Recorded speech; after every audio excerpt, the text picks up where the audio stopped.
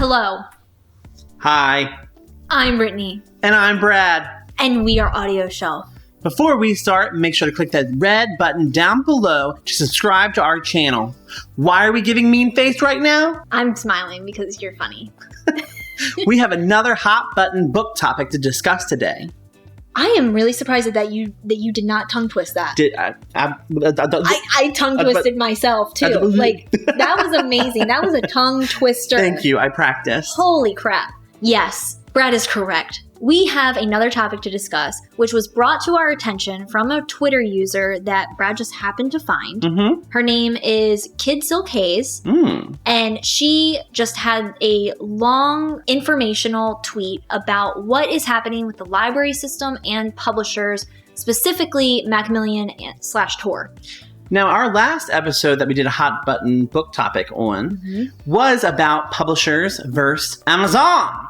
Or Audible. And we were on the publisher side. Yes. This episode, we have a different side to be on. Yes. So the issue here is that Macmillan last year, through their Tor subset, did an embargo on library books where they conducted a test to see if they limited the amount of ebooks that a library system had if it would drive up ebook sales via their market. Because they got the numbers that they were looking for, Macmillan decided to expand the embargo and start a new one in November. So they're going to extend something that we all hate. Basically. But why do we hate it? Well, the reason we hate it is because our library system is going to be limited to one new release for 8 weeks that they have to pay $30 for, and they'll have access to it for an unlimited amount of time, so they say. And then after the 8 weeks, they can purchase more title copies, more license of the ebook for $60. Now you may be thinking that's okay, that's fine, but we are in Anne Arundel County, Yes. which has many different subsets of cities. We have Crownsville, we have Pasadena, we have Glen Burnie, we have Severna Park, we have Annapolis. Everything falls in Anne Arundel County or Baltimore County or Harford County, the many different counties. What this would do is limit the book to one system, one library system per county. For 8 weeks. So that's 8 weeks. One book, one system. Do you know how many people go to the Severna Park Library? No, of course you don't, because you're probably not watching from the Severna Park area. It's a lot of people. It's a lot of people. It's a large library with a large variety of books to choose from. And since they're upgrading the library system currently, there are hundreds of thousands of users just in our county alone. And so you think, okay, well, if Macmillan releases a new hot book that they have been boosting and celebrating and just completely spending all of their time and money in promoting, they release that and they give one copy to a library system. How is that fair? It's not. It is not fair at all. What if I wanted to borrow the book and I said, oh my God, Brittany, let's read it together. You couldn't borrow the same book because there's only one copy. No. Yeah. That diminishes our community. It does. It really does. And the war between publishers and libraries has been going on for a lot longer. It started, I don't even know where it started, but whatever it is, Macmillan is hurting the library system. They're hurting the individuals. They're hurting the people that would otherwise be exposed to their books to not be exposed to their books. I'm not a publisher, but what I know is that some libraries kind of tend to become a community service, which allow the community to do several different topics or talk about topics, do events, do different things that aren't book related that publishers kind of get on the defense about. And so they see libraries as this way of, not focusing on their content. And that's a problem. Yeah, it is a problem. But libraries need to be that community resource to get people in to eventually look at the books.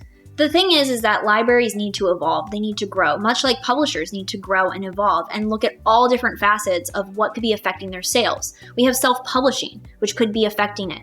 Amazon has a huge ebook self-publishing branch that could be affecting the publisher's bottom line because a lot of people don't have to go to publishers anymore to get their words and their books out there. The most important thing for authors is that their words are out there. The world can be created in the minds of their readers, no matter if they're getting it from a library or if they're buying it from Amazon or if they're buying it from a brick and mortar shop. We already know that Amazon, which started as a bookseller, has harmed our Barnes & Nobles, our Borders, our Books A Millions.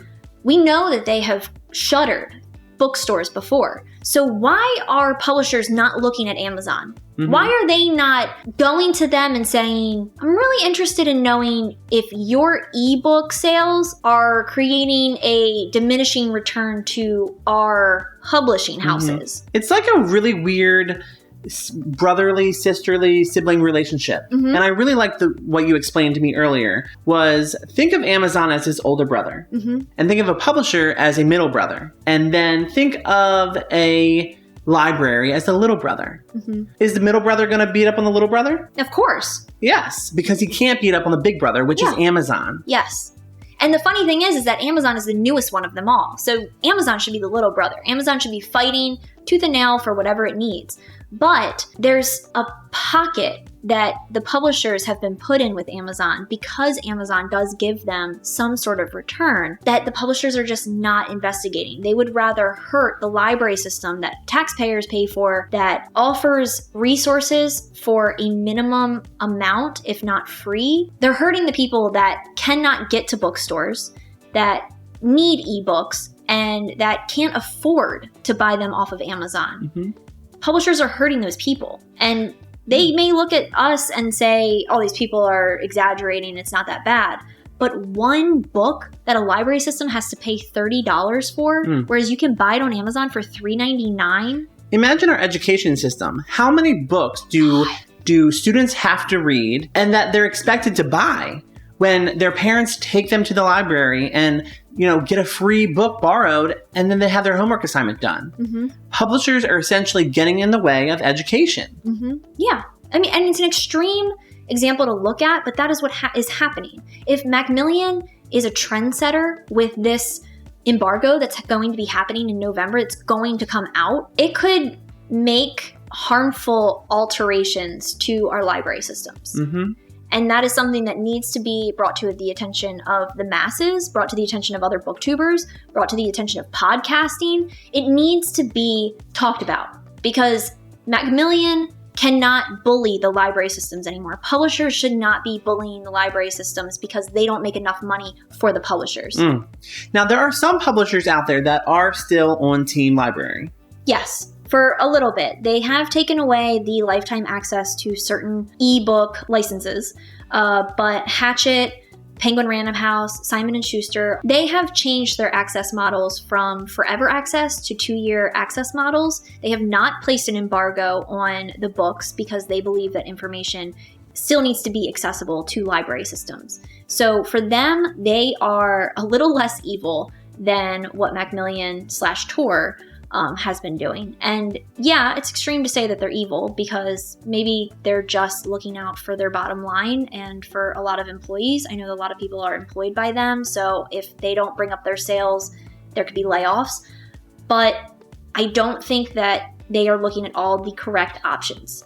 Well, layoffs for libraries too. Yes, exactly. One of our friends, her mother's a librarian, and what if she got laid off one day? Yeah.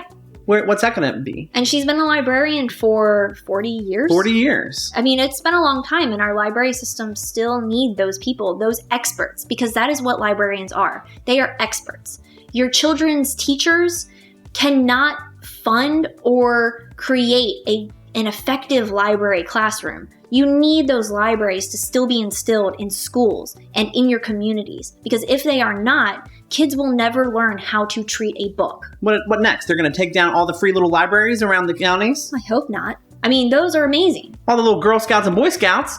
Or publishers are going to stand there and make you pay for those little libraries. Yeah, take a cut from the cookies. Yeah. So what do we know about libraries, though?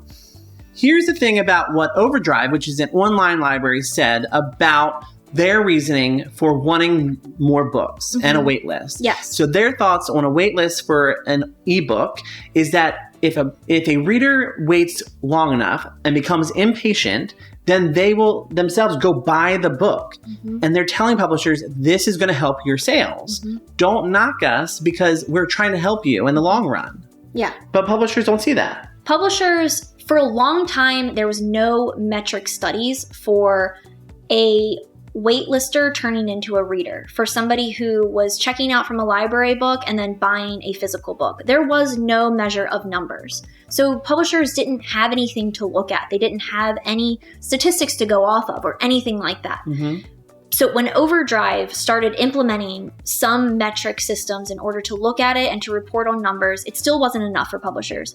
And it's fine. Some people just want the whole pie. They don't want just a slice. They want everything. But with those numbers there, Overdrive proved that with waitlists comes the need to buy. And some people want to try a book before they buy it. Yeah. Why do I want to spend $25 on a book or, $4.99 for an ebook? Because right now all we're talking about is ebook licenses. Yes. But what does this mean for the future? And if I'm scrolling through my Overdrive app, or if I'm going to the library and saying, oh, I can't check out all these books at once because I have a deadline to get them back, I'm going to go buy that book. Yes. Not only will waitlist make me go buy the book, but the fact that they're present and in my face, it makes me want to go buy the book. Yeah. So libraries, they need to get a break. Yeah. They deserve it. And one of the solutions that I thought of a solution and Brad thought of a solution for this. Yes. The solution that I have is that because self-publishing has been on the rise, it has risen over almost 28% between 2016 and 2017, and it continues to upward tick, mainly because Amazon makes it so accessible. Again, Amazon. That big brother. A big brother. Giving nuggies. Yeah, those hurt. Yeah. Amazon implementing self-publishing allows people to publish their work easier. My solution is that publishers open up a self-publishing branch that's a little easier for authors to get into. It's a little easier for them to access. They don't have all the promotional stuff that a represented author would have, but they have the ability and access to sell their books directly through a Macmillan site or a Tor site, and they can get that profit. Macmillan can get the profit. There's no middleman. There's no Amazon middleman. There's no Barnes & Noble middleman either. So it would suck for brick and mortar stores, but it would help maybe take a little bit of the shine off of how publishers are trying to make libraries out to be awful. So my solution would be a self-publishing branch of these big publishing companies. That would be amazing. It would be. Ugh. And there could be implementations, like I said, they wouldn't get all the promotions, they wouldn't get all the oversight and stuff like that from the publisher. I also heard from an author that sells on Amazon that the books that he or she writes cannot be placed on Barnes & Noble shelves, only sold through Amazon. That hurts the author completely. And it hurts the bookstores as well because they can't get those sales either. So Amazon is just completely shutting out people, and they're not being reprimanded for it. And if you think about it, it's making people that can't afford Amazon Prime memberships that can get the ebook for $3.99, it makes them have to pay a $7.99 price because they don't have the Prime membership. So it really isolates the lower class from getting books and going to the library once again to get a free copy. So my solution isn't really an original one. A lot of authors I've seen on Twitter really promote this idea of please go recommend my book to your library, because the more it's recommended, the more hype I get and the more that the library wants to buy my book. So for readers, I want all of you to recommend the books that are not at your library. If you can't find them on Overdrive, or if they're not on the shelves at the library, recommend them. Libraries will take that recommendation and send it off and try to get the book for you. Yeah. And another thing that I wanted to touch on was author events. Authors, go have events at libraries. Yes. What's stopping you? It doesn't have to be just at bookstores or convention centers. Go to local libraries and really support them. Yes. For instance, I know Bridget Kemmerer goes to the Severna Park Library often on her tours. And Brittany and I have actually hosted a book chat with her at one of the libraries, and it was amazing. Yeah. There were so many people that normally would have never met this New York Times bestselling author that got a free ride into the library to see this author event happen. Yeah. That's bringing kind of content to people that can't Yes. get it. So I think people need to recommend books more. Authors need to go. And what about publishers? What about holding events for themselves in libraries?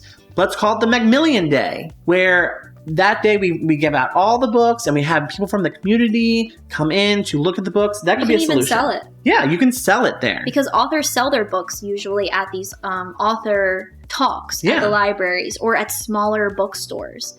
They usually are there to support the bookstore, give the bookstore money, give the library money, give the author money, give the publisher money at the end of the day. And so the big problem here is that I think publishers, Macmillan/Tor in specific, need to recognize the significance that libraries have on our communities. They are not looking at them as community places that people gather and individuals who are maybe from the lower end of the spectrum can gather. They only see people as dollar signs. And that's a big problem with big corporations to begin with, is that we are not looked at as people. We are only looked at as our wallets. And we love the content that Macmillan puts out. Yeah. It is wonderful stuff. One of our favorite reads of 2019, Red, White, and Royal Blue, is from Macmillan.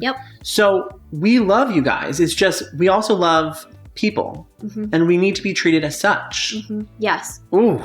Dang. That was deep. Ooh, I'm getting sweaty up in here. I'm sweaty. Dang. Oh. Anyway, we got a little hot. We got a little angry. We need to go and solve some crimes.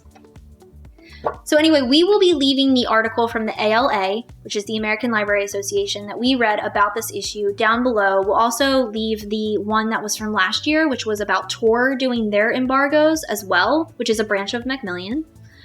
We will leave all of those in our description below. And you can also subscribe to us below. By hitting that red button.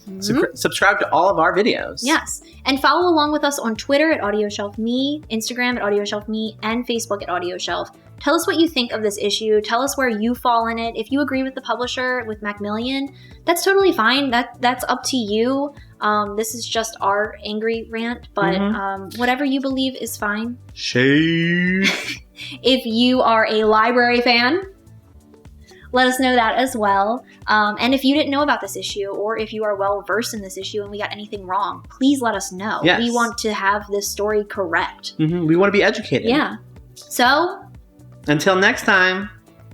Bye. Bye. Bye. Bye. God, this feels good. Yeah, it's nice.